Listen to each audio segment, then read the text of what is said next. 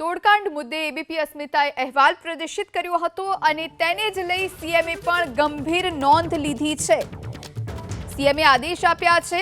RTI activist બની તોડ કરનાર લોકોને ડામવાના સીએમ ભૂપેન્દ્ર પટેલે આદેશ આપ્યા। આરટીઆઈ એક્ટિવિસ્ટના નામે તોડબાજી ચલાવી નહીં લેવાય। કેબિનેટની બેઠકમાં મુખ્યમંત્રીના તમામ વિભાગોને આદેશ। મંત્રીઓ અધિકારીઓને આવી પ્રવૃત્તિ કરનાર સામે ફરિયાદ નોંધાવવા સૂચના આપવામાં આવી। આરટીઆઈના નામે તોડબાજી કરનાર તત્વો સામે પોલીસ ફરિયાદ કરવા સૂચના આપવામાં આવી છે। અધિકારીઓની મિલીભગત હોય તો તેમની સામે પણ પગલાં ભરવા સૂચના અપાઈ છે। એબીપી અસ્મિતાએ મહેન્દ્ર પટેલના તોડકાંડનો પર્દાફાશ કર્યો હતો।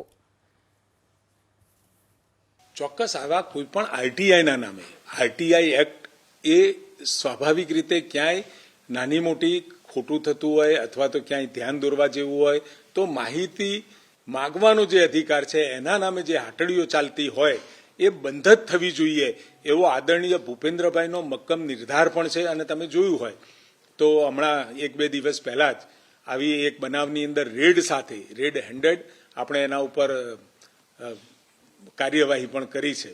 અને આમાં દરેક ક્ષેત્રની અંદર જ્યાં પણ કોઈ આવી ફરિયાદ મળે અને બ્લેકમેલ કરતા તત્વોને આરટીઆઈના નામે એ દુકાનો બંધ કરાવવાનો મક્કમ નિર્ધાર આદરણીય ભૂપેન્દ્રભાઈ પટેલ સાહેબનો